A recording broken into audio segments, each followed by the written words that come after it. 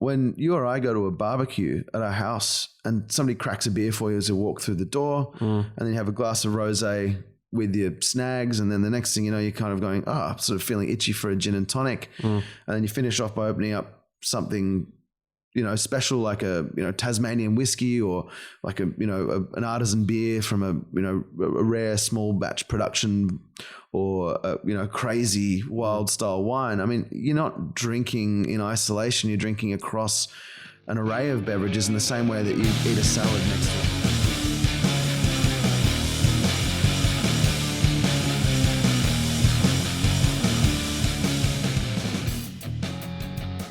And welcome to episode 2 of Real Wine People.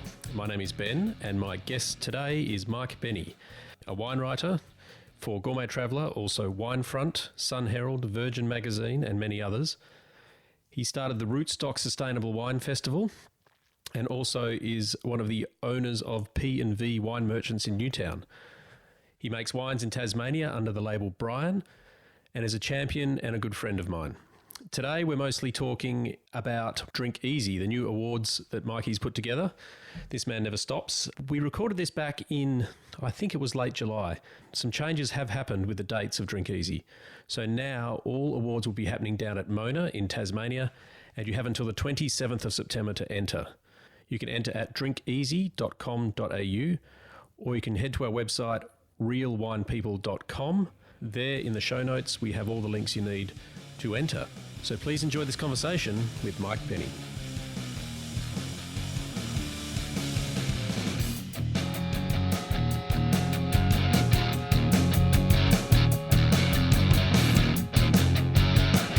What's this? I poured some of your coffee into my coffee. What was my coffee? No, that was yesterday's coffee. Alex said you... Oh yeah, I can keep it, yeah. To put cold ice cubes in it and milk in it. It's nice to see you again. Hi, Ben. Hi. A bit sketchy from last night. Are you? Well, yeah, I think I'm a bit fluey and tired. Yeah, probably more than anything. Same. You started recording yet? Yeah, but just so we can fade in whenever we want. So first of all, professionals would do this. Hi, this is Mike Bennie. I'm a wine and drinks journalist based in Sydney, Australia. I am co-founder and co-owner of the landmark business that is P&V Wine and Liquor Merchants in Newtown, Sydney, a retailer that specialises in natural wine, craft spirits and artisan beers, with education as a foundation stone. And outside of that, you'd have found me at Rootstock Sydney, the natural wine and sustainability focused festival, and a litany of other things that we'll discuss. Nice. And also Drink Easy Awards, which are coming up. Yeah, look, I mean, Drink Easy Awards is the new thing on my agenda. And this was brought to life by Tamara Petrozelli and Duncan Velgamod of Adelaide. Tamara is a marketing and media expert and was formerly in charge of and the developer of the Adelaide Review Hot 100 Awards. Right. Which were pretty seismic in the scheme of things, and evolved by the wonderful James Erskine of Yalma Wines of the Adelaide Hills.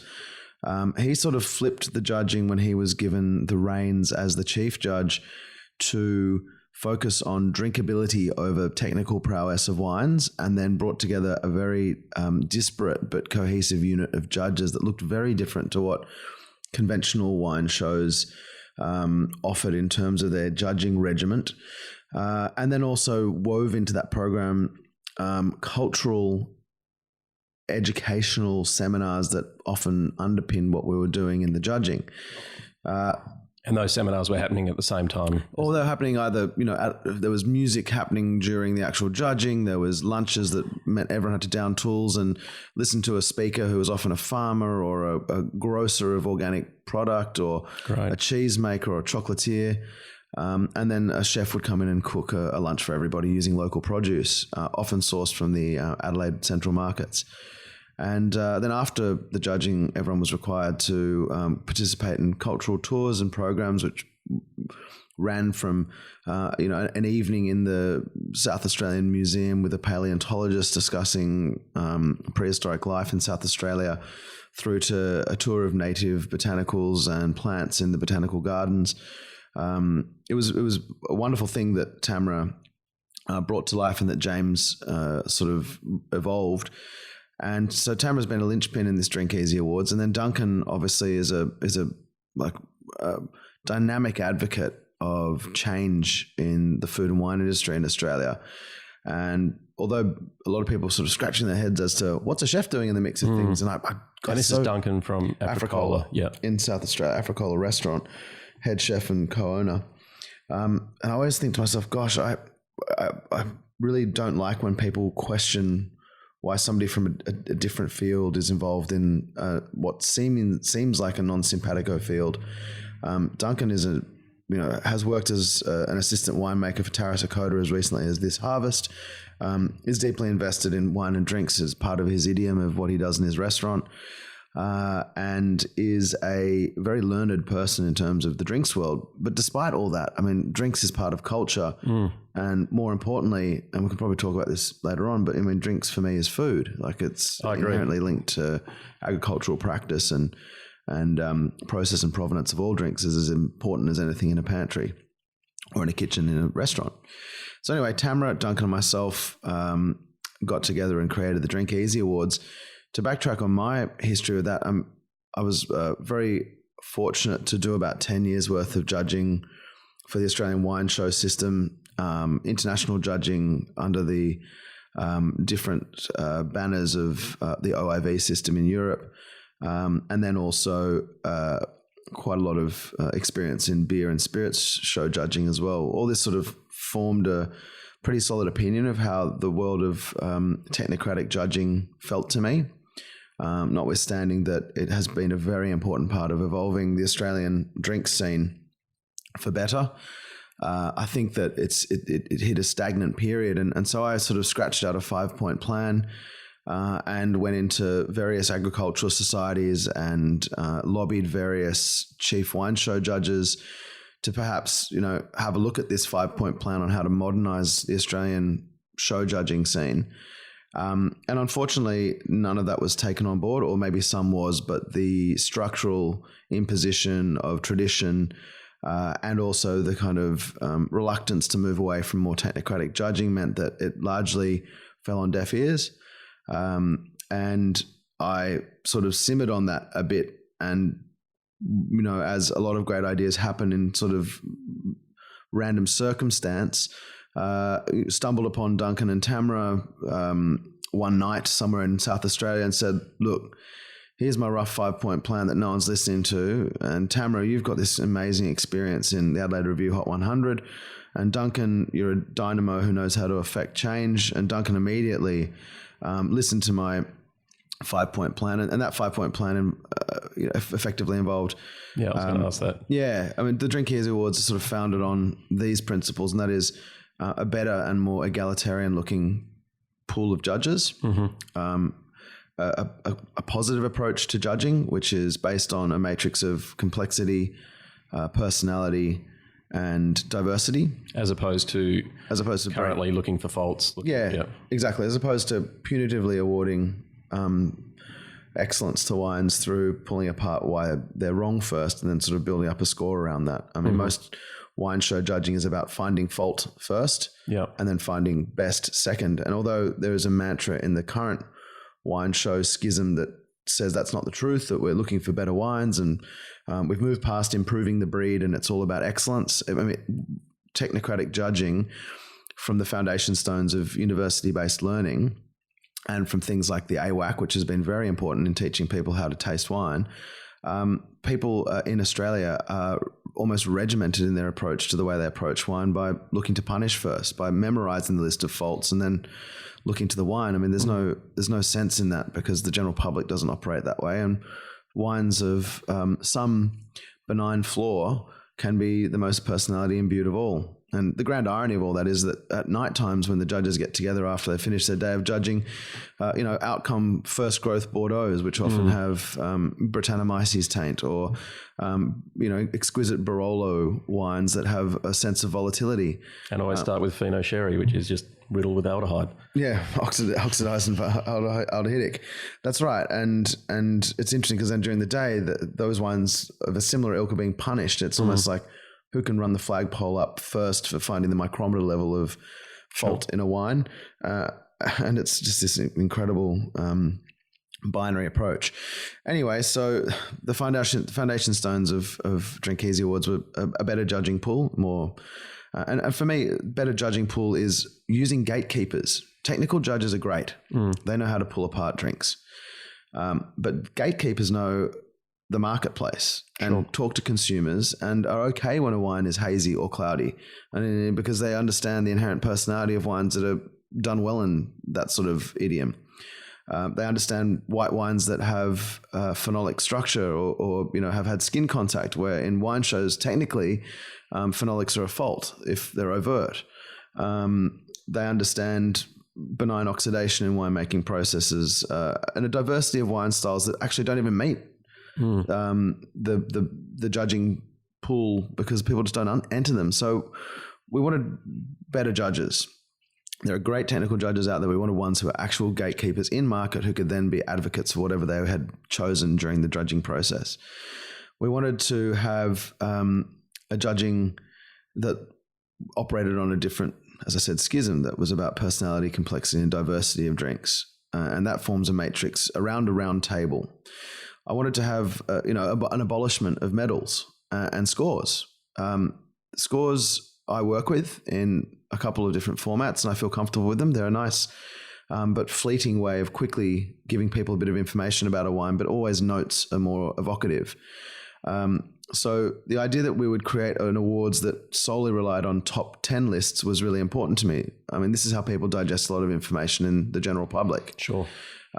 People love media that gives them bite-sized chunks, and lists are very handy. Medals, by and large, finding a redundancy because there's a proliferation of wine shows that award them. It's confusing. Then sort of meaningless in a way. Why would you buy a silver or a bronze when you can opt for a gold? Sure, silver and bronze are signifiers of something, but they're bested by another element in that judging process, the golds and the trophies. They don't tell you necessarily much detail about where or how or why. And so a top 10 list with notes, and that comes to another point, was much more sensible and much more current in terms of its relevance.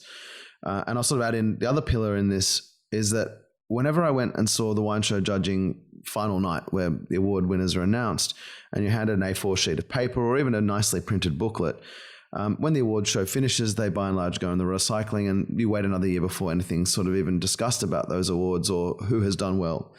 So for me, one of the other things I went into the agricultural societies with was, and the large scale award shows was, why is there no permanent resource? We have the internet, we can publish these results. And yes, sure, the agricultural societies do have websites, but they're often buried beneath the front page of a website for an agricultural society, or even if they're on the wine show website, that they just don't look attractive to a consumer to go and approach.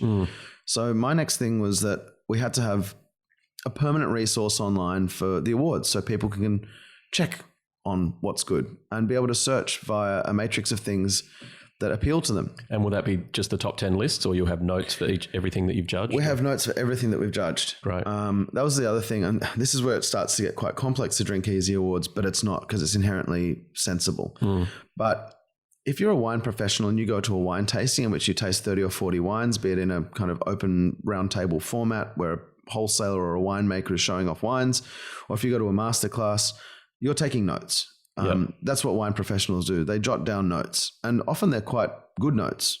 And often those notes are a good reminder for when they go back to their workplace and need to make a decision about a wine, be it to put on the list or not put on the list, or to check as a reference point from a previous vintage or whatever it might be. But people have a lot of books that they've written in, or laptops with, rudimentary databases that record this information. They write notes. Now, most wine shows that I've been at, when I was asked to give exhibitor feedback, I look at my notes and I write pretty big notes because my job is about writing. So I feel comfortable that I can read a 3 or 4 line, 2 or 3 sentence note back to somebody about their wine. But I looked at some of the other judges, particularly some of the winemakers, who just write something like no good, dry finish, or like high acid, undrinkable. And I began to feel like if I was a producer paying circa $100 per entry for this awards and was then told that I got 15 points, 0.5 of a point less than a bronze medal, and it just said good fruit, okay length, nice drink. That's not quite good enough to explain to me why my wine didn't get a medal or whatever it might be. I just think that we deserve to give a return on investment to producers that is more coherent and more fair for their investment into whatever awards they're entering into. Everyone can write notes. So with that in mind, we decided that we would provide every single exhibitor at the Drink Easy Awards with either a note that is a reusable third-party endorsement, so they can put that on their website, Drink Easy Awards 2019, said about my beer, and then 3 sentences, 2 sentences, something that actually reads like a note about that product. And if it was a product that was below the line of recommendation, that actually have a coherent note as to why, some value system that they can apply as constructive criticism for the future. So in that, we decided all producers to get notes. And Duncan Velgamode was very clever in this, as he is inherently, because I was sort of parlaying, we need a website or something. And he said, well, we should partner with a media outlet like Broadsheet. And Broadsheet has 2.5 million views per month or something along those lines. And I suddenly just went, that's amazing. Yeah, we need to really give a return on investment for producers and exhibitors entering these awards by giving them a permanent resource somewhere relevant that people are constantly in contact with for recommendation for a variety of things, be it travel tips, restaurants, bars, new wine bars, new cultural edifice. And so Broadsheet, it was remarkable because we didn't really have a plan B at that stage. We needed people who knew how to handle lists and high volumes of data. And they just said, yes, we'd love to partner with this. They kind of got it straight away. Great. So we have a permanent resource for all of our results. And that will be hosted on Drink Easy site or through Broadsheet? Both, yeah. So Broadsheet will publish the best of lists, the top of the tops, where Drink Easy Awards will have a much more complicated website, which will sort of break down to minutiae lists that are sort of relevant to how people search online. So all of our categories for wine and beer are sort of style categories. Right, yeah, I was going to say that. So instead of Shiraz, which can be rosé through to heavy oaked stuff through to, light carbonic, you're saying we're going to go easy drinking. Effectively, yeah. There's sort of 3 layers. There's, light and refreshing whites, light and refreshing reds, medium-bodied and savoury whites, medium-bodied and savoury reds, whites of power and presence, reds of power and presence. Right. And that way we feel we're sort of speaking the language of consumers. And not just that, but with wine shows, the technical wine shows of Australia, clique mentality in judging becomes inherent. Style judging, even though a lot of the head judges and a lot of the more experienced judges say, no, we're technical judges, we're not style judges, or we include style judges to balance out the technical judges. But in the end, you see a kind of group mentality towards how some wine should look. So if you look at a lot of recent results, things like fuller flavored red wines are often maligned in lieu of light to medium bodied, satiny textured, savory red wines. But in the marketplace, that's not necessarily how everyone's drinking. And we felt that Drink Easy Awards could far better represent the breadth of drinking by saying to people who like full flavored, powerful, concentrated red wines that there is a list for you that will tell you what the best ones of that ilk are. Right. So instead of saying, right, the best Shiraz in Australia is medium-bodied, spicy and savory, we're saying, that's cool. We've got an award for that. We've also got an award for the fuller flavored stuff. We've got an award for the stuff that falls underneath the, a couple of grades up the evolutionary scale from rosé, which is much more in line with, say, a kind of avant-garde winemaker's approach to winemaking. So we have an avenue for avant-garde through to classic winemaking and lists for all those wines that sit in between. So that was really important, was to sort of change the way results looked as well. And again, that return on investment for producers was very, very important. Another paradigm in all of this was that, again, we wanted to sort of educate our judges. So we're rolling out a cultural program, not only for when we're judging, but we want to keep the awards alive over the lifespan of a year. Most wine show, drink shows finish the minute the results are read. There might be a consumer tasting following, but we want to do events throughout the year so that these producers are continually brought to life, that Drink Easy has a perpetual sort of presence in market that's doing interesting and dynamic things with drink, but also importantly, and again, this is where Duncan comes in, with food. So we, are aligning ourselves with kind of an experience as well as the judging to keep things in perpetual motion. And the awards they're state by state based. Is that how it's working? At present, we will be breaking down results into state by state base. We'll have a national list of drinks: best wine, best beer, best spirits, and I'll talk about this in a moment, but best non-alcoholic products as well, which is incredibly important. But then we'll also have state-based results, but judging at this stage is taking place in Sydney for Queensland, New South Wales and ACT. We've been incredibly lucky and fortunate to have allies in Tasmania who work within food and beverage at Mona. So we'll be doing our judging and our cultural experiences in Tasmania for Victoria and Tasmania. South Australia will have its own awards and Western Australia will have its own awards in terms of judging. Yeah, sure. We then have a national event which will happen in Melbourne following all of the judging that will announce the kind of best of best lists, which will be a kind of gala event that brings together a lot of these producers with food and ceremony and a very light on level of speech making, because most people find that kind of irritating in a way. Yeah. So the Drink Easy Awards are sort of shaping up as this very, and I don't like using this word, it just feels so cool washed in media, but it's a disruptive award. But it also has foundation stones based on what I would call relatively deep experience within the Australian wine, beer and spirits show judging arenas, or at least as an observer and participant, as a former chief judge of wine shows. And I just felt that these things were great and had their place, but needed to be evolved.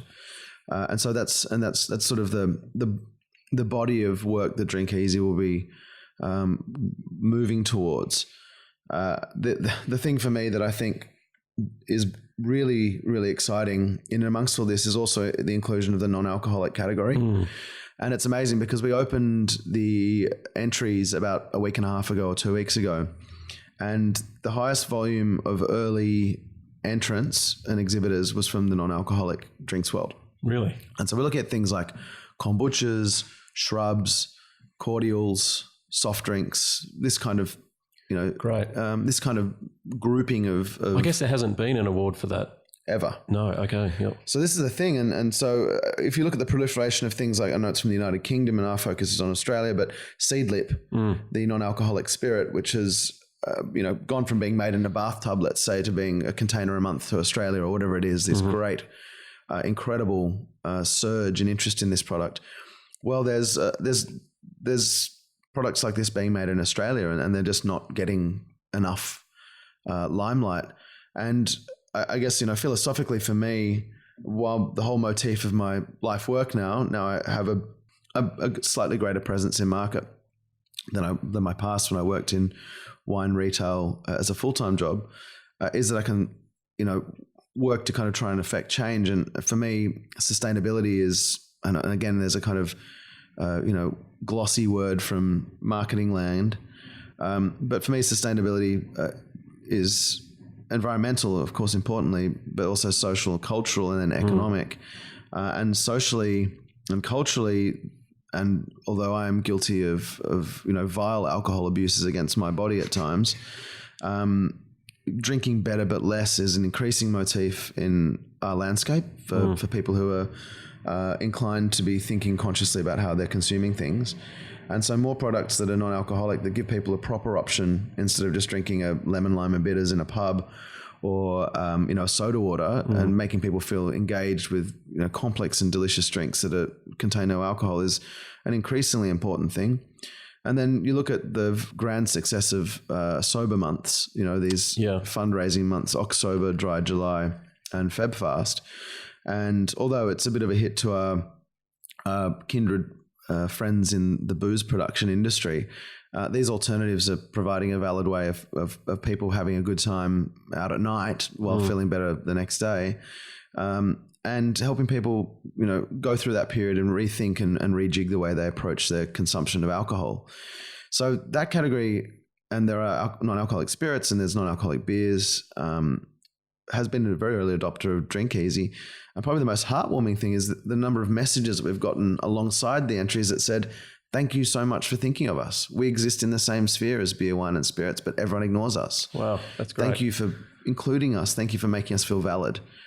This is just amazing. And it's a kind of real spine tingling feel to have, again, the sort of sustenance of eliciting some change and bringing all these streams together as well. I mean, wine shows operate in isolation, beer shows operate in isolation, spirit shows operate in isolation. And in some respects, all of them are judged in different style genres. And the beer shows have style guides. And I, fondly recall the first time I judged a beer show and picking up a beer going, this beer is just fantastic. It's complex. It's highly drinkable. It's interesting. It's not overtly one way or other, showing off in a kind of overt style, but it's complex and detailed and wonderful. To be told by the senior judges around the table, well, it's not in the style guide book we've got here. See here, it's not in the book. It effectively gets a 0. And I thought to myself, gosh, that sort of level of cruelty is really not very encouraging for producers who might have just stuffed up or don't know, or cottage industry producers who are trying to get ahead and don't understand. Or trying to do something different that's just doesn't fit into the box that has been put before the judges. 100%. Yeah. So bringing all of this together and sort of operating under the same banner of judging creates a relatively level playing field for results. But more importantly, when you or I go to a barbecue at our house and somebody cracks a beer for you as you walk through the door, and then you have a glass of rosé with your snags, and then the next thing you know, you're kind of going, sort of feeling itchy for a gin and tonic. And then you finish off by opening up something, special like a, Tasmanian whiskey, or like an artisan beer from a rare small batch production, or crazy wild style wine. I mean, you're not drinking in isolation. You're drinking across an array of beverages in the same way that you eat a salad next to a protein, next to a fruit bowl that you have afterwards. I mean, it's just so weird that we put drinks on singular train tracks and then ask people to think in isolation about these things.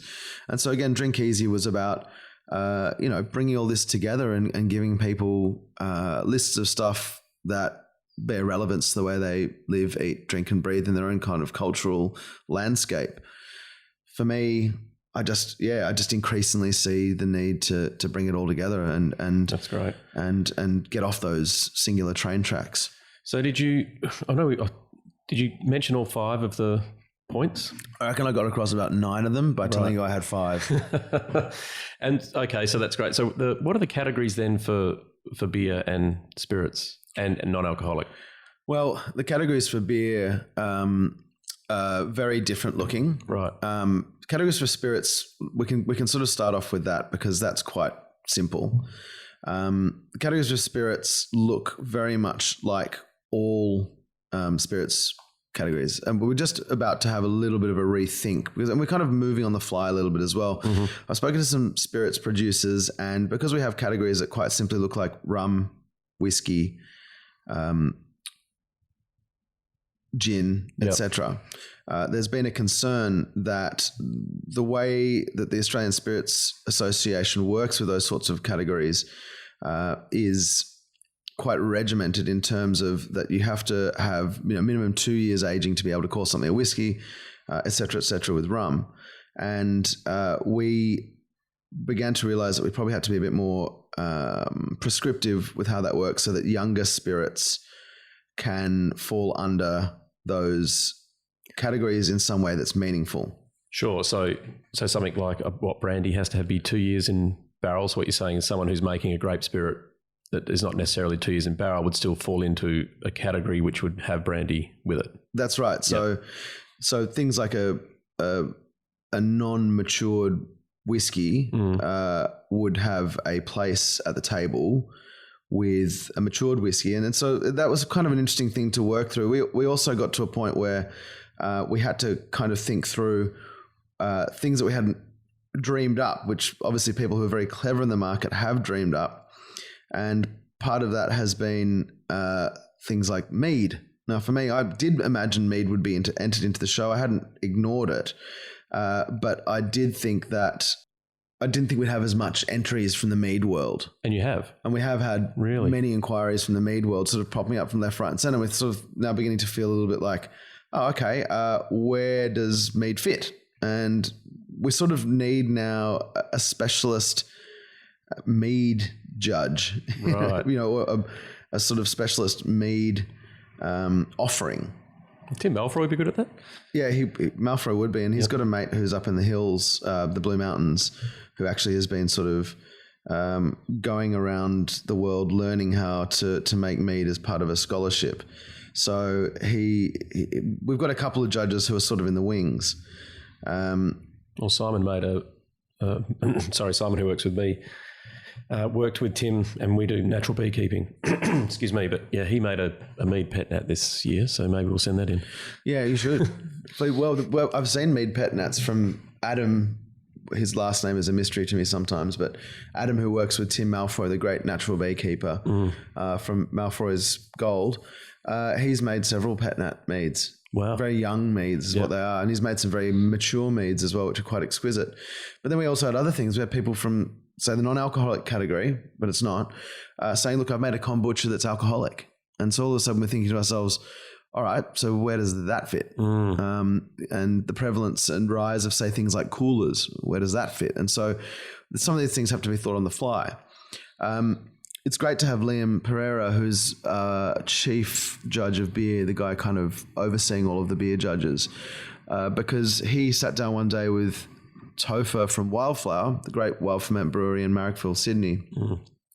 And I had quite cursorily put together a list of like general regular styles of beer and sort of had, finessed the wine categories into these style things and thought, I'll simplify beer into just mainstream styles and then add in a couple of things for the hybrids and wild ferment stuff.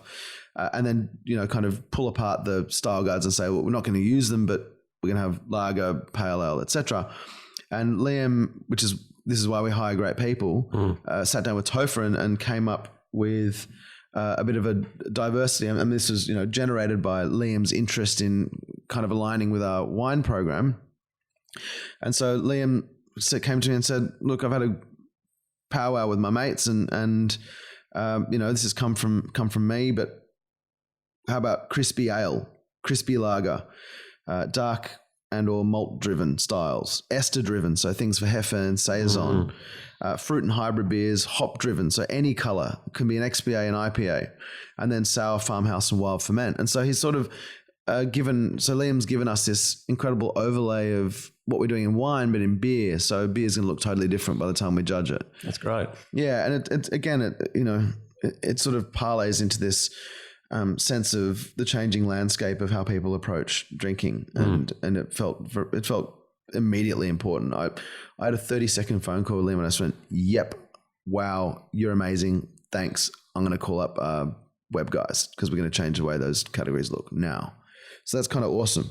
But as I said, I've now got to sort of have a rethink about how we word spirits. And we've got obviously a couple of months to be able to take applications in. And we're sort of learning with people who are exhibiting as well. As said, we don't want it to be static. It will be once we come to judging. Of course, we'll have laid down the foundations for each category distinctly. But it's nice to be able to reword things so that it sort of bears more relevance to a drinking market. And then, of course, ongoing fine tuning if needs be. But we hope that this will be, as I said, the foundation stone or bedrock for future judging through these categories that sort of read differently. Well, and the categories will evolve as well, and you need to grow with that. I mean, kombucha, where was that 10 years ago? That's right. Yeah, so that's great. So when's the first judging happening? The first judging is happening in the last week of August. Cool. And then we roll into the first week of September, and then there's sort of about a month-long hiatus, and then we come back and do 2 more sets of judging, and then finish up sort of about a couple of weeks out from the final announcement night, which is the sort of first, second week of November. Right. So we sort of roll around the country for a couple of weeks and then take a month off and then roll around for a couple more weeks and then have the final night. But judging the ability to enter stuff into the awards still has another month or so at least to sort of finalize entries. Well, actually, I think it's 2 months. Right. Yeah, I don't know. My mathematical prowess or my diarising is pretty poor as well. Oh, there's a lot to diarise, mate. So I think I'll probably put this out in about 4 weeks or so once I work out how to do it. Yeah. So then, you've got a month probably from now. Rallying cry. Yeah, there you go. Oh, great. So anything else about Drink Easy we need to run through? No, I think that kind of covers it. I think we're just looking. And the thing that kind of the mantra for me, and this sort of puts some perspective on things, but for me, this is from tailors to terrace, as I like to say. That people like Stephanie Dutton from Penfolds will be judging in South Australia. Right. We'll have a large array of people that work as professionals in the industry, but there was, I think, some community question marks over because of my proclivity for things like Rootstock Sydney, because of P&V Wine and Liquor Merchants in Newtown's bent towards natural wine, craft spirit and artisan beer, because of what the industry believes I stand for, and I do stand for. I mean, sustainability, as I said, underpins a lot of what I do, and being able to affect change for the betterment of the industry through better provenance and better process in production of drinks is very, very important to me. But I felt that these awards needed to be, as I said very early on, egalitarian, that this is about an awards for everybody. It doesn't have to be just for the artisans. It's not an award just to kind of celebrate a narrow bandwidth. They're engineered so that can't be the way it works. These are awards that are judged by gatekeepers who operate in the consumer landscape. And so, as I said, Steph Dutton comes along from Penfolds at the same time as Tara Zakota's judging, at the same time as Mickey Downer from Murdoch Hill, at the same time as, a whole array of people who work in beer judging. We've got people like Samara Foos from Filter. I mean, she is an archetype, very highly regarded beer judge in classic beer judging circles, chair of shows, panel chair, etc. And she'll be judging alongside people who are much more, small scale and experimental brewers.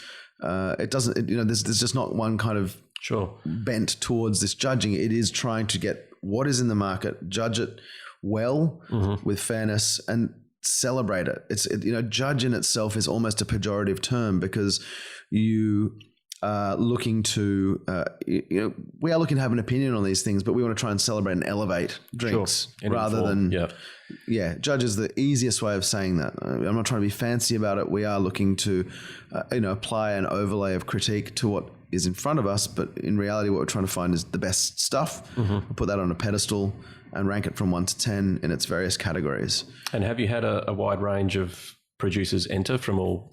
Absolutely. Great. Yeah, I mean, early entries have been from people like Tyrrell's, which is wonderful, because Chris Tyrrell is a friend, and he is also somebody I admire greatly for the way he thinks about wine. I think he's very progressively evolved the very traditional Tyrrell's wine business, the family business that it is, while maintaining a very, very high level of integrity and very, very high level of quality, and also a great respect for tradition. And I'm just so grateful that he was one of the first people to enter. And we've had Tyrrell's right through to Geordie Kay from Chevre Wines. And Geordie Kay is a micro producer. It's remarkable that he even has the spare funds to enter. Previously, he'd been living in a tent in a demountable room on his property in the Otway Ranges. And although he's now come back to living in the city and working across a diversity of projects, his resources are finite. So to have this very natural producer of super small scale with Tyrrell's, this is exactly what Drink Easy speaks loudest to and for me. That's the spread. It's wonderful. Right. Oh, that's good. Yeah, no, we've certainly entered. So you got the $50. We just want a second. We don't really want first. I think that might be too obvious.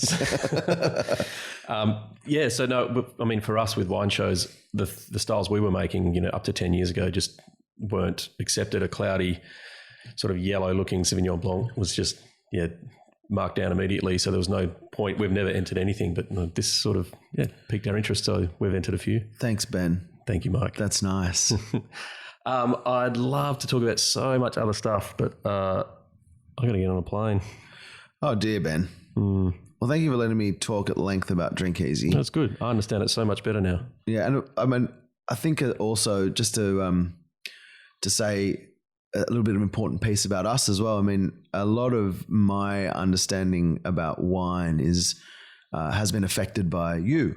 And what many people don't realize is that although it's winemaking light, LITE, but since 2005, I've been involved in winemaking process somewhere around the world, mostly focused in Australia. But 2005 is when you let me into your house and your place of work for 3.5 months.